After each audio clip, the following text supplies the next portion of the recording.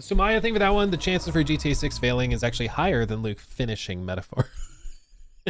It's funny. I was actually just talking to, well, it was a few weeks ago. I don't know if he actually finished it yet, but I was talking to my buddy Corey, who's also really into Metaphor, and he said, I'm at like the final moment. I'm at the final moment.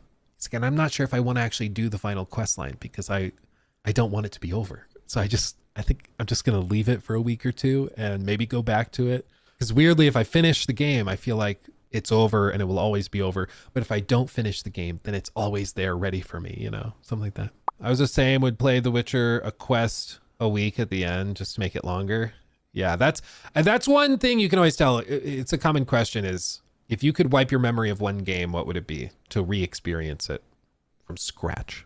I think probably the most popular answers are things like Elden Ring, The Witcher 3, Red Dead 2, or like Breath of the Wild. Because Breath of the Wild back in like 2017, that was on another level. Last of Us, yeah, that's a good one. Persona, that's a good one. AC Odyssey, that's a lot to forget.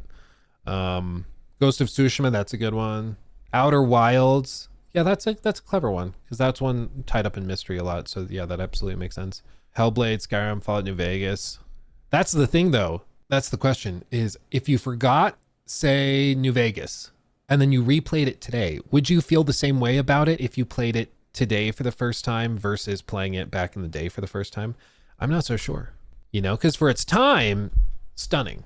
It's like LA Noire. You know, if you wiped your memory of LA Noire and you played it back in the day, and so it's really nostalgic for you, if you replayed it today, it probably wouldn't feel as powerful as it did back then, you know? Some games are immune to that. Like I think if you wiped your memory of Breath of the Wild or Red Dead or something, those I think would still be very impactful. For one, because Red Dead still graphically holds up and Breath of the Wild is sort of, its art style kind of makes it independent of that element. Yeah, I don't think that I would think highly of the Ezio trilogy if I finished it or played it fresh today.